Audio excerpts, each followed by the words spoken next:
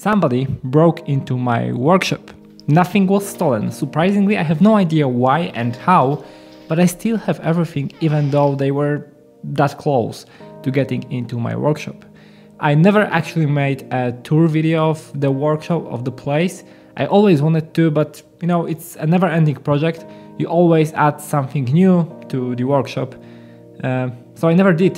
So this video will be a little bit of a tour video of a workshop that is not mine anymore, and a little bit of a story of what happened there. Let's start with a few words about this place. My workshop was located a few meters underground in an old shelter. This place was not used as a shelter anymore, but was built most likely in the 80s. We found it with my dad. It was super inexpensive to rent this place, and that was pretty much the only reason why we did.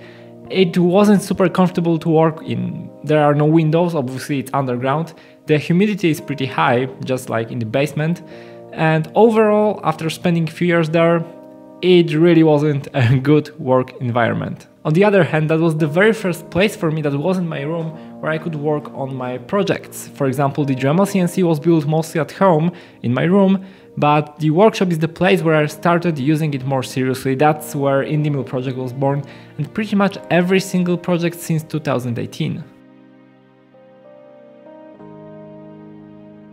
While preparing this video, I looked at the pictures and videos I have from that place, and it's super nice to look back and see how terrible, like super terrible this place was in the beginning, and how together with that we renovated the place, we painted everything, we built the tables, the tool holders, tool walls, everything from scratch ourselves. It was a really nice learning experience for younger me to learn how to do all of that, and just a pretty fun, you know, dad-son activity. I'm really grateful that I had this place. Obviously, it let me take my projects and videos to the next level, but it's time to move on, and unfortunately I have been forced to move on from this workshop. About 2 weeks ago, I went into the workshop to paint steel plate skid for Indie Mill for one of the clients, and I noticed that the lock is not there, and there are cut lines on the doors, so definitely someone broke inside. On my way to the workshop, I noticed that all the other doors that weren't closed with a key are wide open, which is never the case, but my workshop is closed with a key and it was still closed, safe and sound. So that's pretty interesting, why someone took all the effort to cut off a pretty solid lock outside and didn't even try to kick the doors to my workshop. Those are really crappy doors, one solid kick and you are inside.